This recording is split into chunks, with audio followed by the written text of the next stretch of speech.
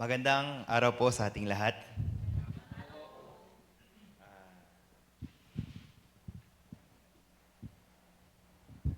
Paano po ba natin sisimulan?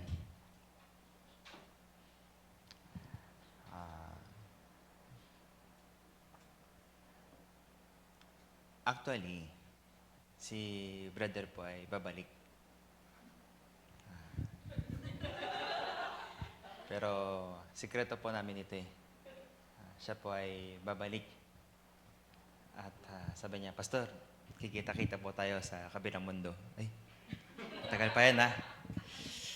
Ah, Isa pong mapagpalang araw sa ating lahat. Ah, Masaya po ba kayong lahat? Ito, pwede nang tanggalin yung effect. Oh, wala nang effect. Mula po nung mga nakaraang araw ay yung elevator po ay kung napansin po ninyo, hindi na po gumagana sa kadahilanan na may kontrata po pala ang mga elevator. So, kunyari, 10 years, 15 years, 20 years. Ngayon, natapos na po yung kontrata ng elevator. Wala pong sira. Pero by law, they have to change ng panibago. Kaya napapa-exercise po tayo, di ba? Pero ang unang dumating sa isip ko ay yung asawa ko eh. Habang umakyat, sobrang nahirapan huminga. Ito ba ay paano naging kalooban ng Diyos? Pero kung iisipin ko ulit, di ba pagka malapit po mga anak, ano pong kailangan gawin? Kailangan, di ba? Kaya no choice ka mag-exercise kahit ayaw mo. So, when we look into the other view, it seems it's very difficult to understand and to receive in our heart. But if we see this through the eyes of the Lord,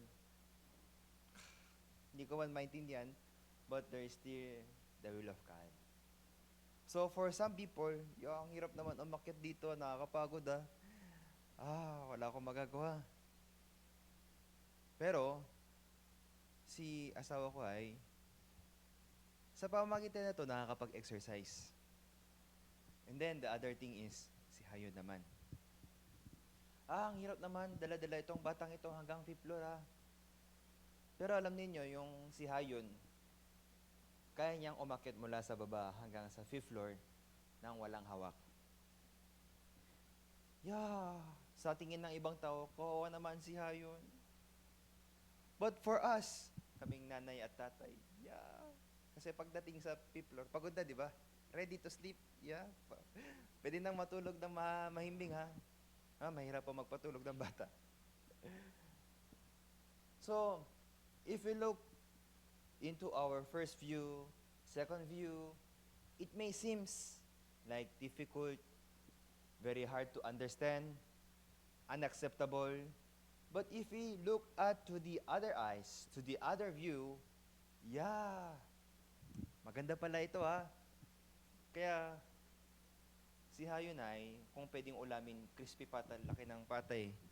Sobrang, ito ay malusog na kalusugan na ibinigay ng Diyos. Kasi kaya umakyat hanggang 5th floor, malakas po hindi. Malakas. Kaya meron pong best award si Hayon sa school. Most present. Kasi lahat ng mga klase niya, pagka nagkasakit absent, pagka nagkagawito absent, si Hayon, never naging absent. Kaya yung mga teacher ay, pwede po kayo magpahinga. Pwede po kayo mag-break. Syempre, sa amin, mas maganda kung wala dito si Hayon kasi mahirap alagaan. Lagi nasa school. Kaya yung mga itsura ng teacher, ikaw po kayo dito Mukhang masaya pero sa loob ay, pwede ka naman magpahinga, bakit pumasok ka ulit? Ang school po ni Hayon ay government or in Egypt, dito po sa harapan. Sa lahat ng school, kasi summer vacation po ngayon sa kanila walang vacation kasi nga mga government employee Kaya hanggang ngayon may pasok pa rin si Hayon. So maganda po hindi?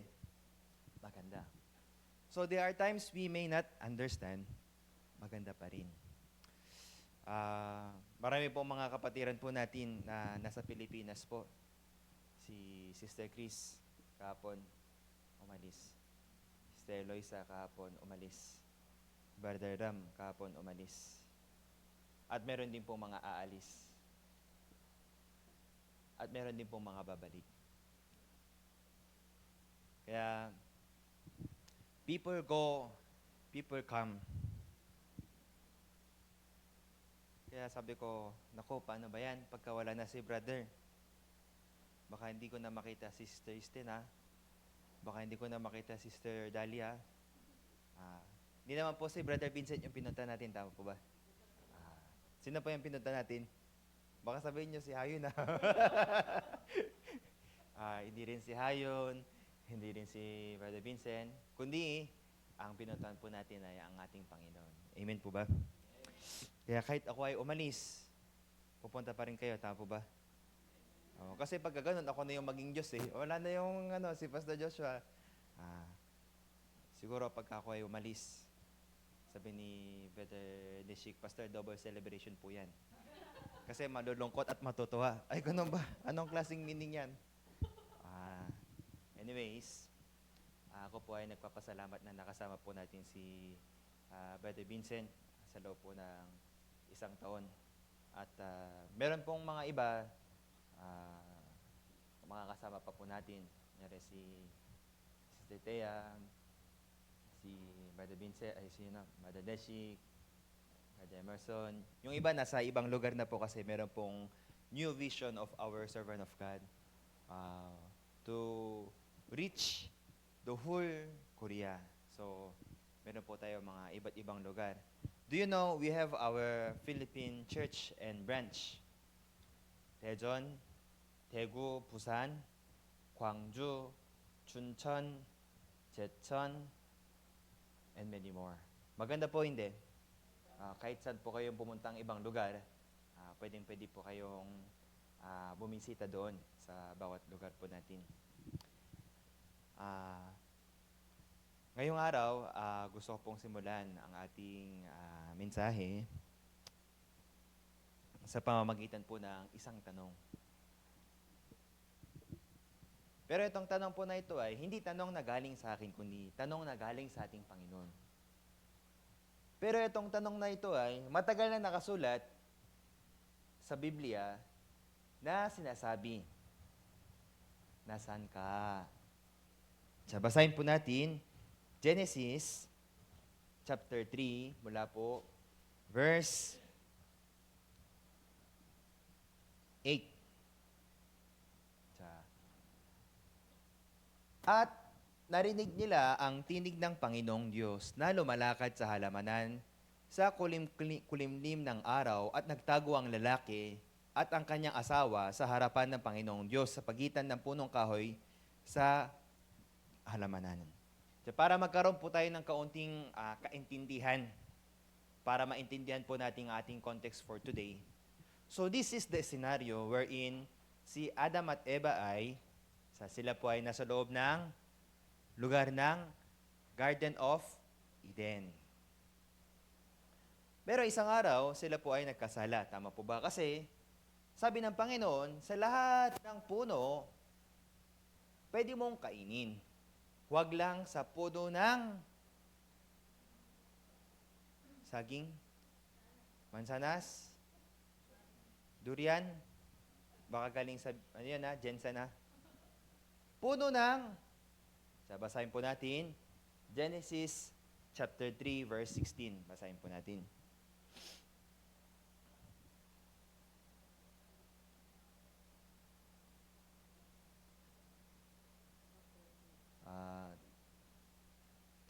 Mula verse, kanina 3 po yun, di ba? 6, basahin po natin.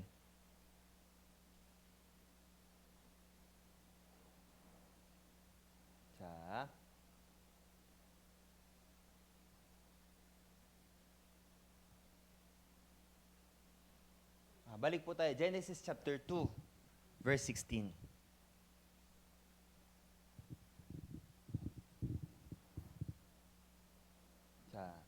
At iniutos ng Panginoong Diyos sa lalaki na sinasabi, sa lahat ng punong kahoy na halamanan ay makakakain ka na may kalayaan. Next. Datapot sa kahoy ng, basahin po natin sabay-sabay, pagkakakilala ng mabuti at masama ay huwag kang kakain. Sapagkat sa araw na ikaw ay kumain yaon ay walang pagsalang mamamatay ka. In English, but of the tree of the knowledge of good and evil, thou shalt not eat of it. For in the day that thou eatest, therefore, you shall surely die. Ano pong mansanas? Ano pong banana? Hindi po mga prutas. Ito po ay punong kahoy ng pagkakakilala ng mabuti at masama. That's right, from the day they ate, nagkaroon sila ng knowledge of good and evil. Sa umpisa, hindi po sa wala silang kaalaman. From the very first beginning, si Adam at Eva ay hubad. Tama po ba? Pero hindi po sila nahihiya eh. Why? Because they don't have the knowledge of good and evil. Sila ay ginawa ng Diyos na iisang tao lamang. Pero simula nang dumating itong kaisipan, nagkaroon na yung tao na, ito ba ay mabuti? Ito ba ay masama? Ito ba ay ano? Kaya sila ay nagkasala. Kaya sila ay nahiya eh. Balik po tayo dun sa context po natin. Chapter 3, mula verse 8. Tama po ba? Sa verse 8, sila po ay nagtago. Kasi sila ay nagkasala. Tama po ba? Nakita nila yung sarili nila, oy, hubad pala ako ha. Nakakahiya naman. Tara tayo ay magtago tayo. Kaya sila ay kumuha ng dahon ng, ano yung pinantakip nila sa kanilang damit? Dahon ng igos, dahil sila ay nahihiya eh. But, sabi ng Panginoon, next, verse 9. At tinawag ng Panginoong Diyos ang lalaki at sa kanya ay sinabi, saan ka naroroon? Sabay-sabay po natin sabihin, saan ka naroroon? God is asking and calling Adam, Adam, nasaan ka? Parang tago-taguan lang, no? Ayun na, o diya. Sometimes we play with Hayon. Siya ay nagtatago sa loob, sa gilid. Hayon na, o diya. Kakong, wow! Sobrang masaya, tama po ba? Parang tago-taguan. But I'm looking for Hayon. Is because I don't know where is Hayon? No.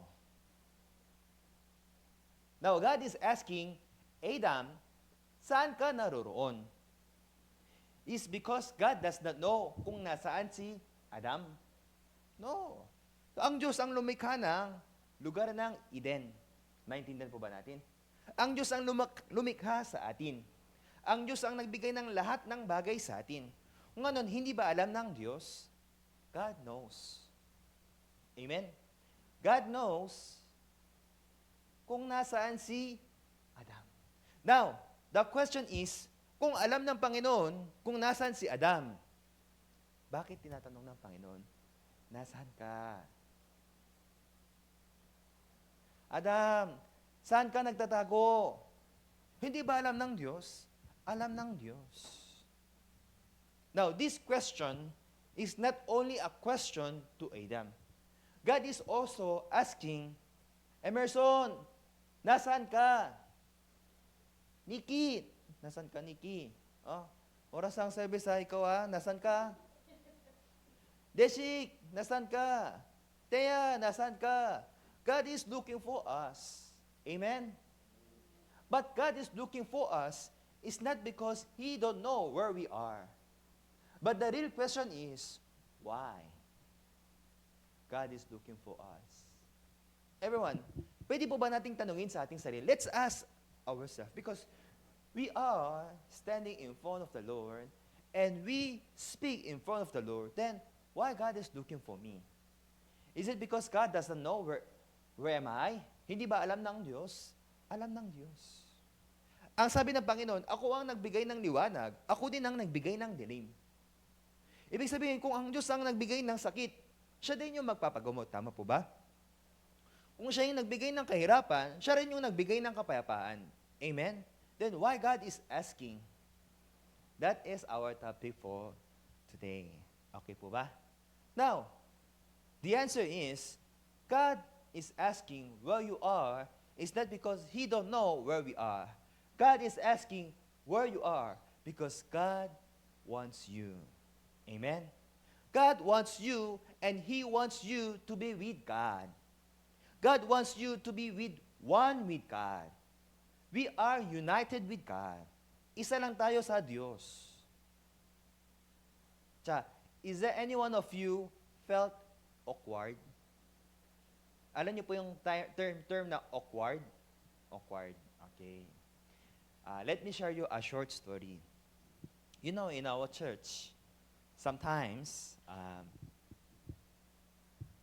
merong long-term kasal, meron din pong short-term kasal.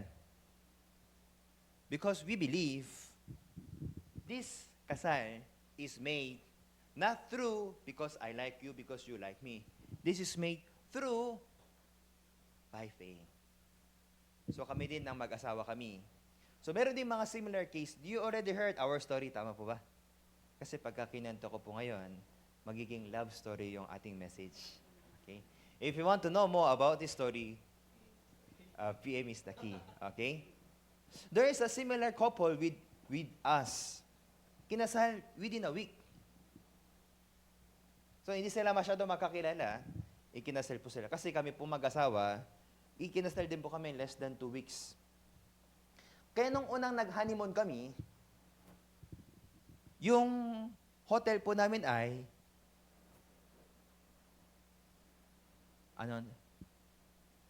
twin bedroom. Alam niyo po yun? Tag-isang single bedroom na magkahiwalay. And he calls me pastor. Now he calls me opa. And later he will call me Hayun Apa.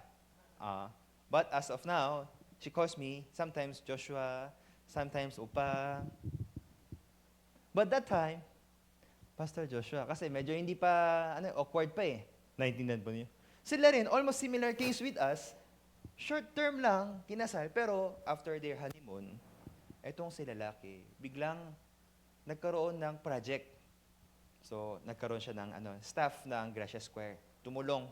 So, sometimes merong mga unexpected mission. Kaya pagka nag-Gracia Square, di ba, alam niyo po yung kantata? Etong kantata, hindi po basta-basta nangyari eh. Yung performers doon ay 120. Ang staff ay mga almost 80.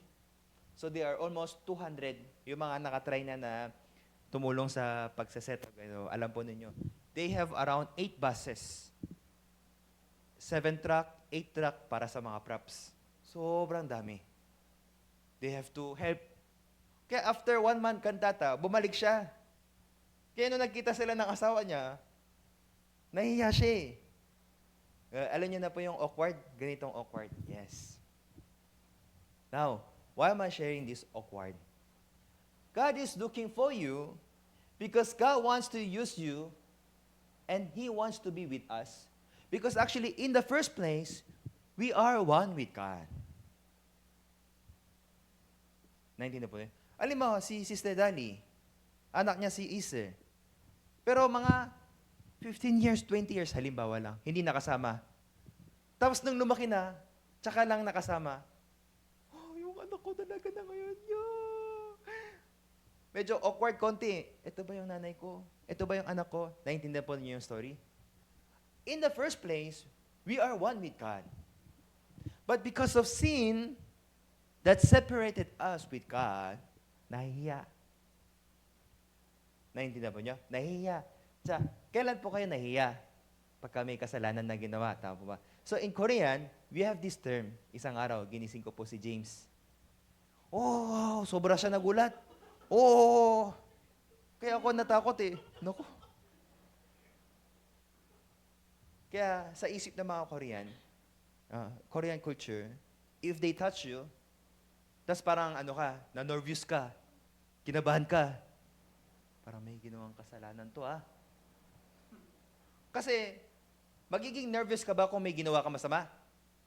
Kung may ginawa ka mali, magiging nervous ba o hindi?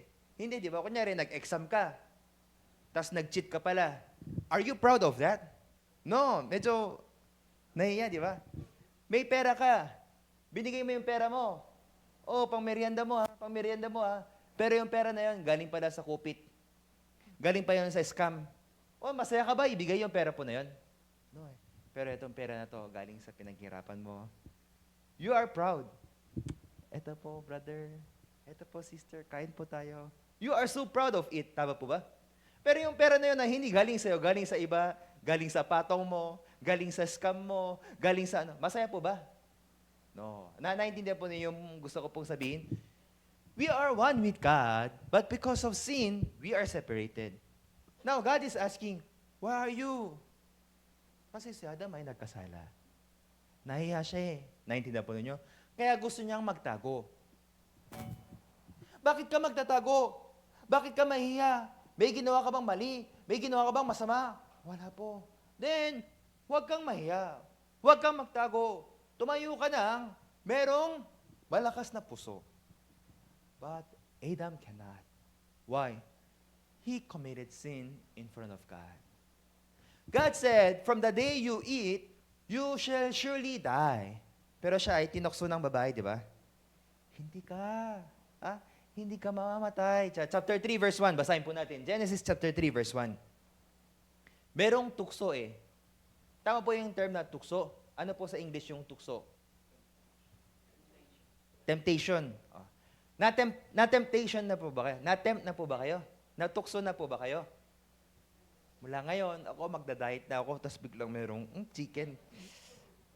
Diet na ako eh, paano yun? Sige, mula bukas na lang. Bukas naman may ice cream. Naku. Next year na lang. Sa New Year na lang ako mag-start. Sa ano na lang ako mag-start siya. Ang ahas, kaya po di ba siya sabi natin yung mga matuso, ahas. May mga ahas po ba sa mga paligid ninyo? Opo, basta may cobra pa nga po eh. Ang ahas nga ay lalong tuso kaysa alinman sa mga hayop na parang sa nilikha ng Panginoong Diyos. At sinabi niya sa babae, tunay ba sinabi ng Diyos? Totoo ba? Ay, hindi yan totoo. Lahat ng mga sabi-sabi na galing sa iba ay na walang basehan, na walang katotohanan, yun ay tukso. Yun ay daya. Yun ay chismis. Naintindihan po ninyo? Totoo ba? Parang hindi naman yata eh. Naintindihan po ninyo? At sabi ba ng Diyos talaga, pagka kinain mo yan, mamamatay kayo? Totoo ba yan? Parang hindi yata eh. Totoo ba pagka nagsimba ka, pagpapalain ka ba? Totoo ba na pagka dyan, may pera ba dyan? Pagka ba naging masipag ka dyan? Pagka ba naging volunteer ka ba dyan? Pagka ba naging ganyan ka ba? Totoo bang magiging maganda yung buhay mo? Tignan mo, hindi naman naging mapalad eh. Eto, tignan mo, minsan nga may kamalasan pa eh. Minsan pa may mga kahirapan eh. Hindi yan totoo. Next, tingnan po natin. Sa bunga ng kahoy, sa halamanan ay makakain kami. Next. Dadapat sa bunga ng punong kahoy na nasa gitna ng halaman ay sinabi ng Diyos, huwag kayong kakain niyaon. Ni huwag ninyong hipuin, baka kayo ay mamatay. Ang sagot ni Eva ay magkaiba sa salita ng Diyos. Ibig sabihin, hindi maliwanag. Hindi sigurado ang salita ng Diyos sa puso ni Eva. Ibig sabihin, siya ay natukso na. Siya ay nadaya na. Totoo ba ito? Because if you have doubt in your heart, you have to double check. You have to confirm. Many words are not true. That comes from different people, different person, different ahas. Kung narinig niyo yung salita, you have to confirm, totoo ba ito? Nung narinig niyo yung salita, totoo po pala na kami ay walang pagsalang mamatay. Pero nadagdagan yung salita eh. Salita ng tao ay nadadagdagan, nababawasan. Isang araw, sabi sa akin, sabi nung elder, binigyan ako ng $500. Malaki po, hindi? That time, ako po ay nagkasakit. Kaya sobrang nag-alala itong elder, ito, ipanggamot mo sa hospital. Ito, gamitin mo ha. Pang hospital mo ha. Ito, gamitin mo pang hospital mo ha. Nung natagap ko na yung pera, ang narinig ko ito, gamitin mo ha. Ito, gamitin mo. Hindi ko na narinig yung hospital. Ito, gamitin mo. Okay, gamitin ko pala to. Thank you po, elder. Gamitin mo yan ha. Opo, gagamitin ko po. Kaya ginamit ko, ano bang gusto ko? Kakain ako, mag-enjoy ako. Kaya mamaya-maya, nung dumaling na si tatay ko, narinig ko, may binigay daw sa'yo pang hospital. Wala po akong narinig na pang hospital. Wala bang binigay sa'yo yung elder? Meron naman pong binigay, pero wala po ako narinig na pang hospital. Ano ba ang sabi ni elder sa'yo? Eto, gamitin mo. Yari kang bata. Ay. Yari kang bata ka. Sa araw na yon, ano lang, pili lang yung naririnig ko eh. Ganun din po ba kayo? Pili lang yung pinapakinggan ninyo. Hindi nyo pinapakinggan yung ayaw nyo salita. Kaya, we have to double check. Always, my heart, my word is not true. Salita lang ng Diyos ang katotohanan. Amen? Ibig sabihin, maliban sa salita ng Diyos, lahat ay hindi totoo. Lahat ay masama. We have to see clearly in front of God. Now, what I want to share is, in the first place, Adam and God is one. Sa madaling salita, yung tao at Diyos ay isa lang. Because of sin, separated. Now, the heart of God is, He wants Adam be with God. Amen? Gusto ng Diyos, makasama niya si Adam. Pero bakit hindi niya makasama? Merong kasalanan eh. Siya ay nagtago sa gamit ng dahon ng igos. Uy, bakit ka nagtatago? God can ask. Uy, bakit ka lumalayo? God can ask. But the question of God, where are you? Nasaan ka? Everyone, check yourself. Nasaan ka? Ikaw rin ba ay lumayo sa Panginoon? Ikaw ba ay malapit man sa Panginoon, pero malayo ang puso sa Panginoon? Merong iba, hindi man natin kasama dito, pero laging naghihintay ng salita ng Diyos.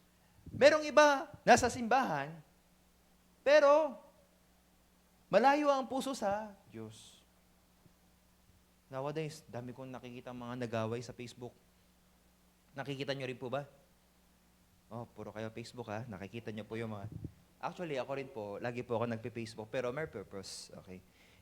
My purpose is not only for scrolling, okay? We are doing everything with purpose. Ang purpose po namin is making content actually. But also, aside from that, we are messaging our mga members, mga kapatiran, okay? But, God wants to be with Adam, pero si Adam ay malayo yung puso eh. Dahil nagkasala eh. Dahil sa ganino puso ay, siya ay nahihiya, siya ay nagtatago, hindi niya makaharap sa harapan ng Diyos. Meron po ba sa inyo hanggang ngayon, merong tinatago sa puso ninyo? Hindi niyo masabi sa isang taong ito, hindi niyo masabi sa taong ito. Kung meron mang ganun tao, mula ngayon, pakinggan niyo po ang salita po na ibabahagi ko po sa inyo.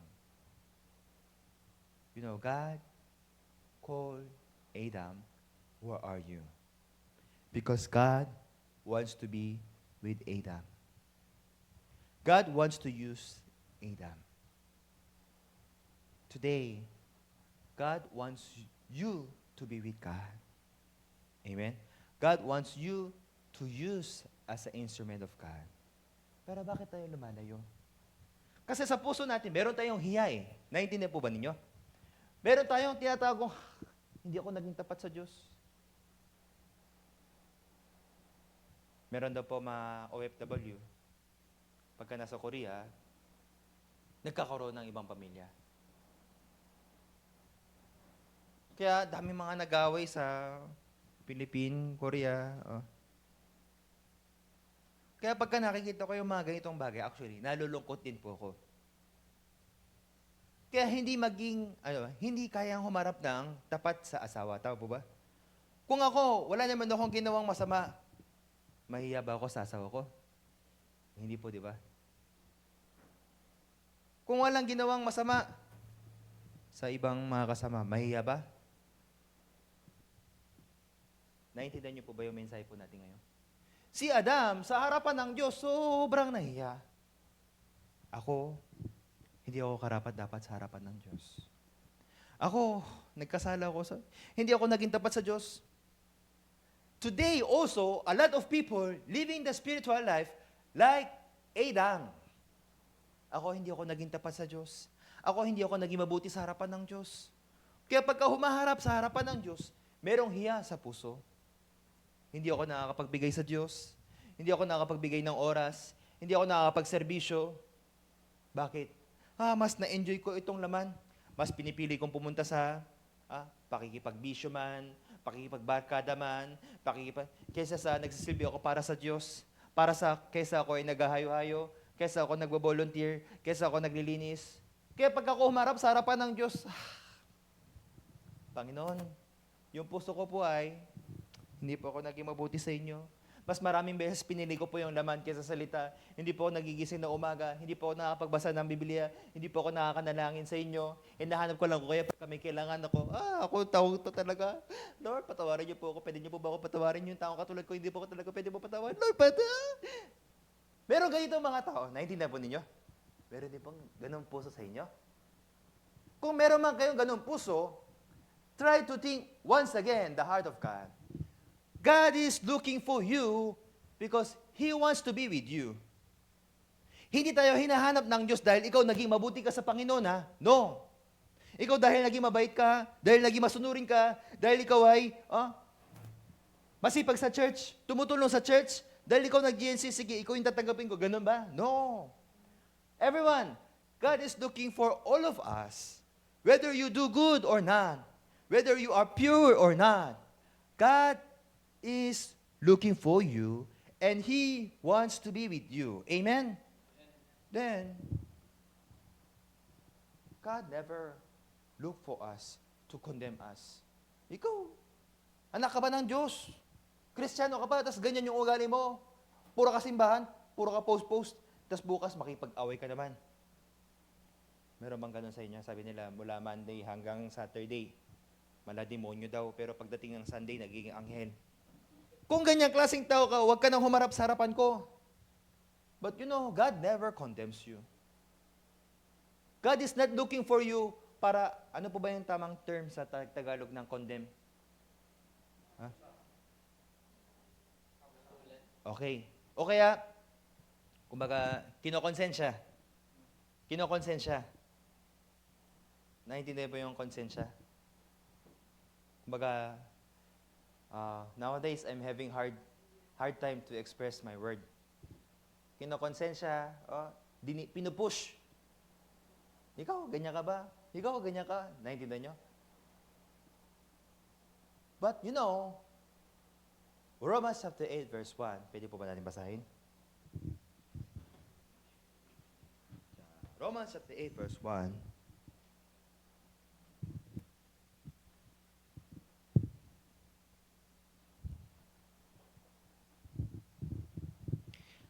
Ngayon, walang anumang hatol, walang anumang pagkukonsensya, walang anumang pagsisisi, walang kahit anuman na kay Kristo Jesus.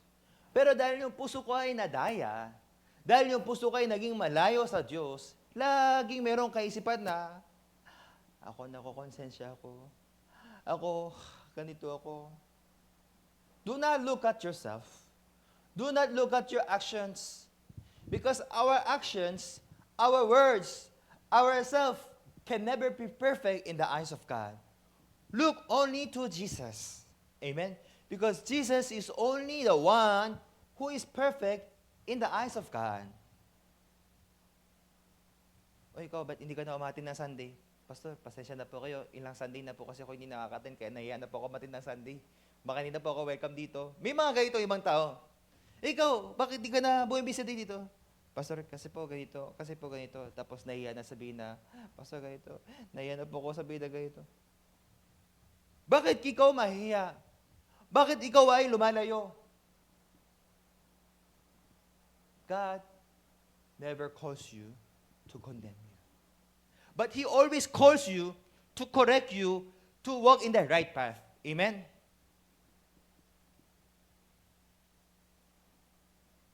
Kaya,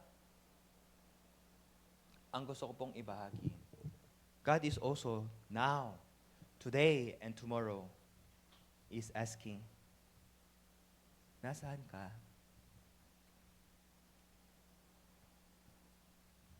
God wants to call you. God wants to use you. Kung tayo ay tatawagin ng Panginoon, Panginoon, andito po ako. Panginoon, nahihirapan po ako. Why? Don't shout out to the name of the Lord. Panginoon, Panginoon, yun ang gusto ng Panginoon. Amen? To come to the Lord, to shout out in the name of the Lord. Sino po bang gusto niyong tulungan? Yung tao na nangangailangan ng tulong o yung tao na hindi nangangailangan ng tulong? Tao na nangangailangan ng tulong eh. Naiintindihan po ninyo? Halimbawa, sa pagdadriving, halimbawa, kaming dalawa ni Brother Vincent, we assist. Ano, sino yung gusto kong tulungan sa pagdadriving? Si Brother Vincent or si Brother Emerson? Brother Emerson eh. Bakit? Ay, Pastor, hindi po ganyan, Pastor. Pastor, ito po yung tama, Pastor. Imbis na tuturuan ko, ako pa yung tuturuan. Nga na, matuturuan ko, hindi. Hindi ko matuturuan. Halimbawa lang po ito, baka ma-misunderstand niyo po ulit. What I want to share is, God wants us to call out the name of the Lord. Joshua, nasaan ka? Deshik, nasaan ka? Yung totoong puso ko, yung totoong sitwasyon ko, Pastor, ako po, nahirapan po ako. Panginoon, ako po, nahirapan po ako.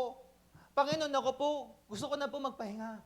Ay, ibang pahinga po yung gusto kong sabihin na hindi po yung pahinga naman. Panginoon, gusto ko na po yung ganito. Nahirapan po ako sa trabaho, nahirapan po ako sa pamilya. Kaya alam po ninyo, isang araw, meron pong tumawag na isang sister sa akin. Pastor, tulungan niyo po ako. O syempre, hindi naman niya po sinabi na tulungan niyo po ako. Pastor, manalangin po kayo para sa akin. Nung narinig ko, itong sister, hinahanap pala yung Panginoon. Sister, ano pong meron? Kaya nung nakita ko, parang nanay ko eh. Pastor, ito po kasi ko. Ako rin. Ano po ba nangyari? Pastor, ako din. Ano bang gagawin ko? Hindi ko alam kung ako ba iiyak. Ako din. Kaya, pagkatapos po ng mga ilang oras na kami po ay nag-usap, Pastor, marami pong salamat sa inyong panalangin. Pastor, nakikichismis na naman si sister. Mamaya mo na nagme-message. Sino yun? Sabi niya. Talagang si sister, ha? Pwede naman mamaya eh. Oo. Sino kayo dito? Totoo hindi, Pastor. Pwede naman mamaya. Ibabati natin mamaya. Kasi ito pa naging nature ng mga tao. Nakikurious sila pag, ano kayo? Sisa din, sabi mo sa akin. Brother, sabi mo. The point now is, I want to share, God wants to be with you. Yun dapat yung focus natin, okay? Kaya, itong si sister, Panginoon, ako po nabibigatan. Panginoon, ako po nahirapan. Panginoon, shy. Ikaw, hindi ka naman nagsisimba dito eh. Ikaw, hindi ka naman, ano ba tao dito? Hindi ka naman, tao dito, nagbabolunteer dito eh. Hindi ka naman naglilinis dito eh. Hindi ka naman nagabuloy dito eh. Panginoon! Sino ka? Hindi ganun ang Panginoon. Naintindihan po ba ninyo? Ang Panginoon ay, He wants to be with you. But the problem is, because sa puso ko ay, hindi ako nagiging malaya sa Diyos. Bakit? Merong kasalanan ng pumapagitan. Amen? Isaiah chapter 51, basahin po natin.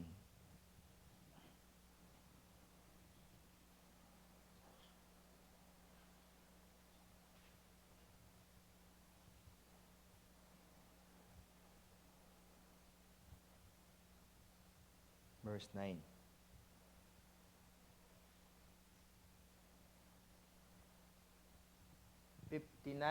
Verse 1.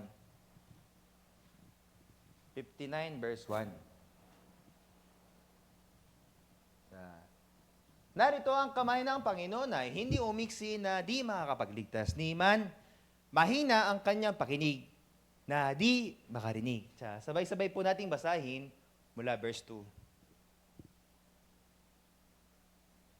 Kundi pinagpahiwalay ng inyong mga kasamaan, kayo at ang inyong Diyos, at ang inyong mga kasalanan ay siyang nagpakubli ng kanyang muka sa inyo upang siya ay huwag makinig. Merong pumapagitan sa atin yung kasalanan. But the good news is, Jesus already finished all of our sins. Amen? Jesus already washed our sins perfectly. That's why God wants to say, don't look at yourself. Don't look, because every time you look at yourself, you condemn yourself. Ako hindi ako naging mabuting tao. Ako hindi ako naging masipag na tao. Ako naging ganitong tao. You look unto Jesus. Amen?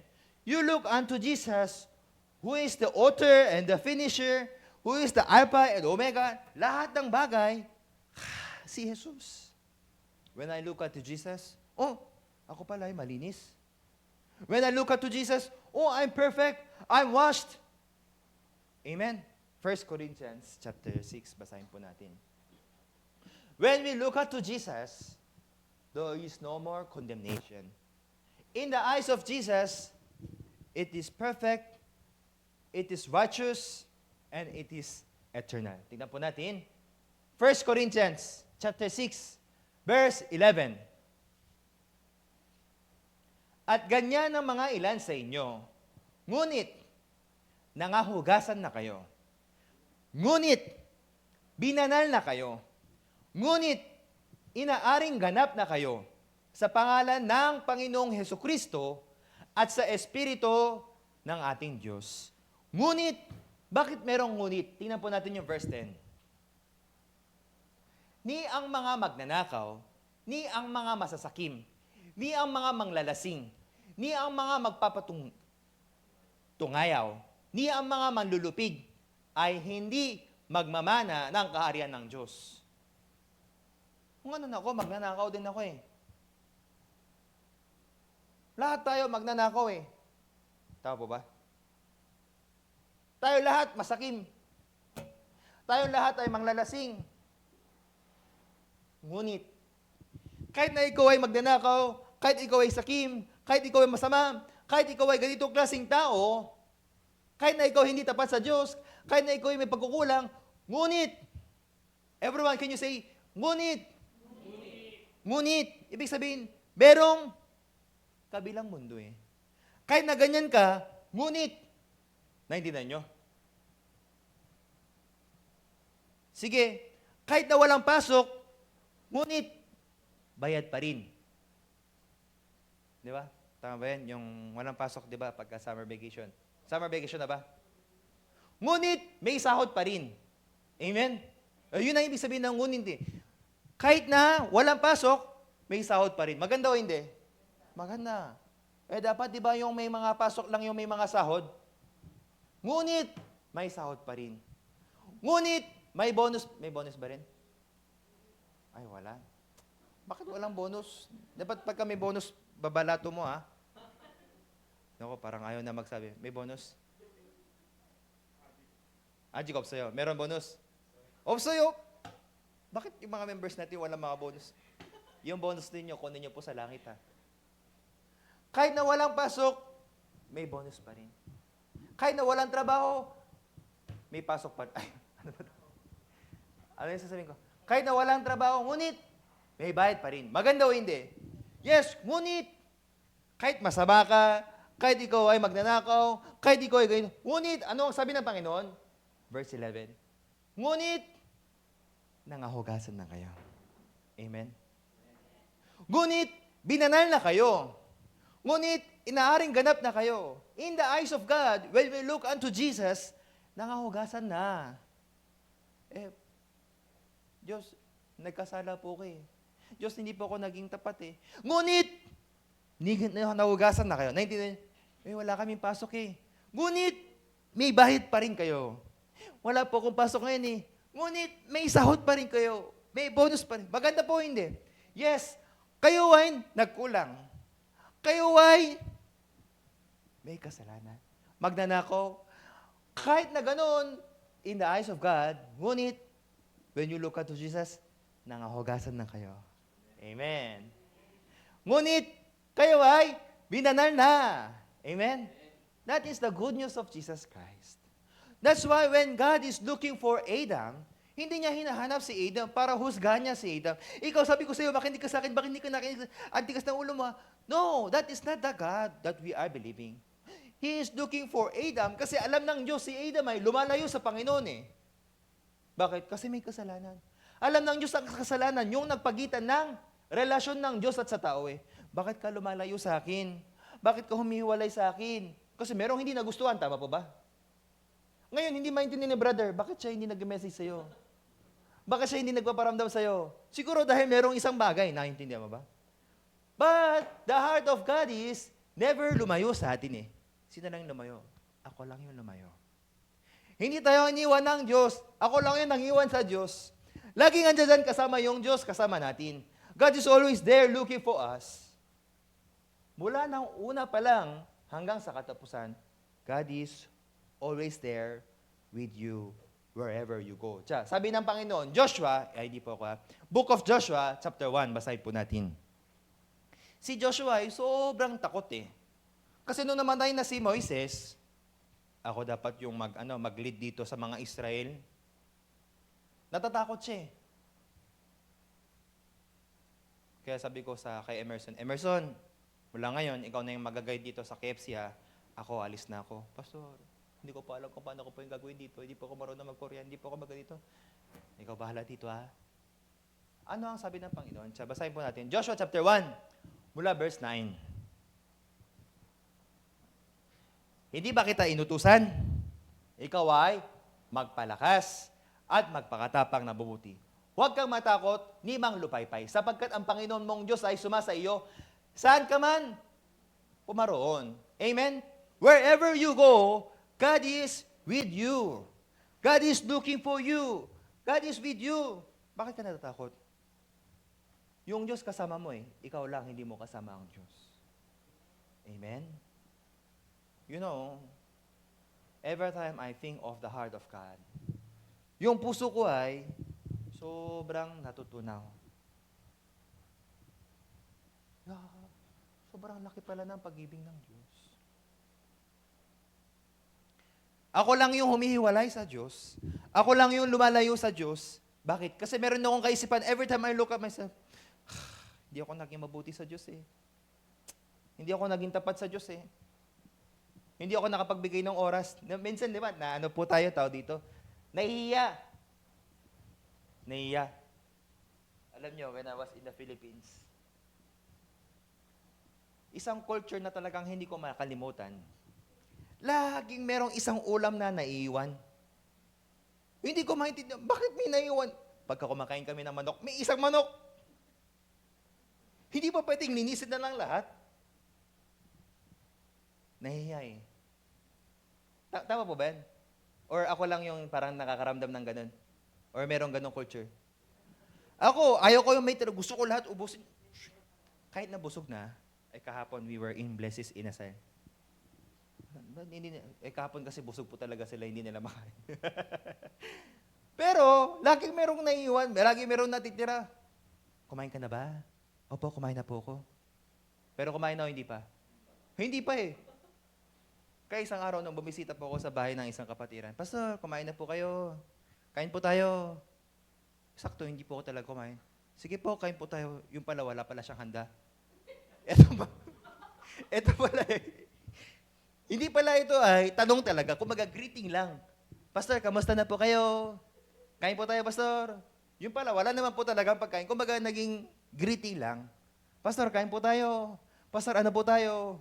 Kaya ako yung araw na yun, sobra ako na konsensya kasi ito pong bahay ng kapatiran namin ay alam ko po, sobrang mahirap.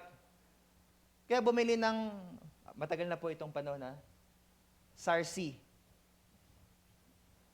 And tinapay na utang pa sa tindahan. Kaya ako nahiya ko, Sister, Pastor, kain po tayo. Okay lang po yan. Pastor, ito ay, galing pa sa utang ito eh.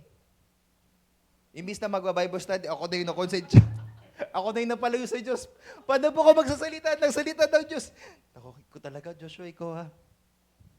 Alam po ninyo, hindi po lumayo ang Diyos sa atin. Kahit na gaano kasama, Kahit na gaano kakulit. Halimbawa, si Isel, sobrang makulit. Ikaw, Isel, puro TikTok ka na lang dyan, ha? Halimbawa. Ikaw, mag-aral ka naman ng Korean. Ikaw, antigas-tigas na ulo mo, ha? Kahit na ganito, sister, nak, ano bang gusto mo? Kain tayo. Ano bang gusto mo? Kuko tayo. Tara, kain tayo. Naintindihan po ninyo. Yun ang puso ng nanay. Brother Vincent, uwi na. Ikaw, Brother Vincent talaga, ha? Punta ka na lang mag-isa doon sa airport, hindi ka namin ihatid doon. Pero at the end of the day, Brother Vincent, Brother Vincent, ano bang gusto mo? Kain tayo. Actually, meron pa dyan yung kikiam eh. Kasi behind story pa kasi yung kikiam po namin. Kikiam tayo, brother. Pizza tayo, brother. Kasi sabi ko, ano bang gusto ninyo? Merienda tayo. Pastor, pizza po. Sakto, naalala ko yung last Jusok. May pizza po kami naka-ref dyan eh. Tara ko din natin ito. Miro lang po. Ang gusto ko pong sabihin ay, puso ng magulang, puso ng Diyos, never change towards us. He is calling Adam. Adam, nasaan ka? Where are you? It's not because he don't know where you are. God knows where is Adam exactly. Pero bakit nagtatago? Kasi merong kasalanan. Halika dito. Come unto me. Matthew chapter 11, basahin po natin. Sa 28, verse 11.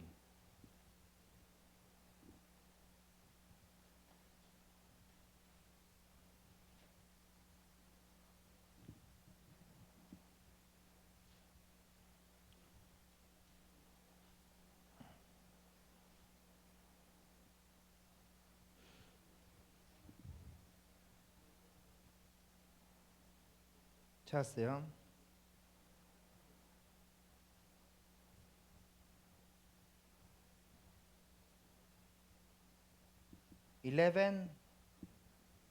verse 28.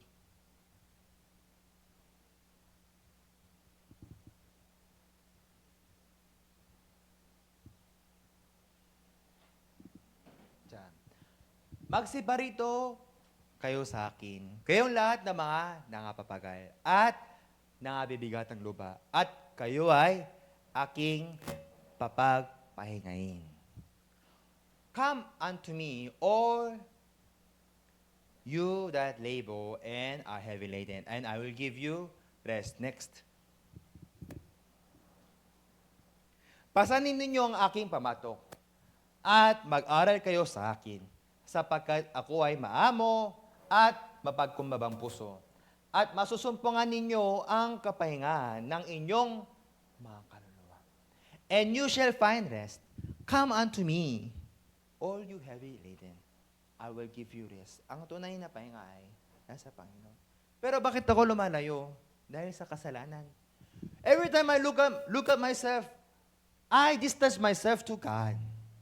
Bakit? There's no reason. Amen? Mula ngayon, huwag po tayong lumayo sa Panginoon. Mula ngayon, huwag po tayong lumayo sa iglesia. Huwag po tayong lumayo sa mga kapatiran. Huwag po tayong lumayo sa salita ng Diyos. God is calling you now. Where are you? Nasaan ka? Gusto ng Diyos gamitin. Tara. God wants us to be united. Let's work together. Let's go together. I want you to be with me. That is the heart of God. Amen? When the shepherd lost one sheep among 99, he is ready to leave 99 just for one. Amen? God is ready to leave everything para mahanap yung mga naliligaw. Nasaan siya? Nasaan siya? Yung mga naliligaw ng landas, ha? Yung mga namatitigas ulo, ha? Yung mga nakokonsensya, ha? Yung mga ganitong tao, ha? Nasaan kayo? God is calling us. And when the time we call out the name of the Lord, Panginoon, why? Already finished this sin. Tapos na yung kasalanan natin, eh. Tayo ay ginawang matuwid na. Tayo ay ginawang malinis na. All we have to do is to look unto Jesus. To have faith into the eyes of God. Amen po. sige po, hanggang dito na lang po tayo. At ako po ay mananalangin at tapusin po natin ang ating Sunday sermon ngayong araw. Manalangin po tayong lahat. Amang Diyos, maraming salamat po sa oras na ipinagkaloob niyo po sa amin. We thank you for giving us this special day, the day of the Lord, wherein we can listen to the Word of God. Upon listening to the Word of God, you open our eyes, you open our hearts to come closer to God, to discover the heart of God, that He is looking for us. In Genesis chapter 3, long time ago, already, God is looking for Adam. It's not because God doesn't know where is Adam. God already knows where is Adam. But because God wants to call Adam to God. I want to be with you. I want to use you. That time, when we receive the forgiveness of sin, when we discover this great love of God, kaming lahat ay ginawang malinis na, matuwid na, nahugasan na in the name of Jesus Christ. We thank you and we give out all the glory.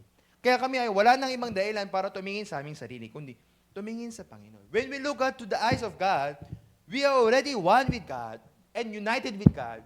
So every time that we commit sin, every time that we do wrongdoings, God is calling us to be united with God. To remember that there is no more condemnation in God. We thank you once again. Lahat po ng mga kapatiran po namin, mga kasama naman po namin dito or hindi po ka namin kasama o yung mga nasa online man, naway lahat kami ay pagpalain po. Especially, isa po naming kapatiran, Brother Vincent ay babalik na po sa Pilipinas. Pero kami po ay naniniwala na siya ay babalik kasama itong salita ng Diyos, itong testimony ng Diyos sa kanyang buhay. At naway pwede may pagpatuloy ang kilos ng Diyos sa anumang lugar ang puntahan. Ganun din po sa bawat kapatiran po namin. Muli po kami nagpapasalamat. Lahat po ng bagay na ito ay binabalik po namin sa inyo and we pray in the name of Jesus. Amen.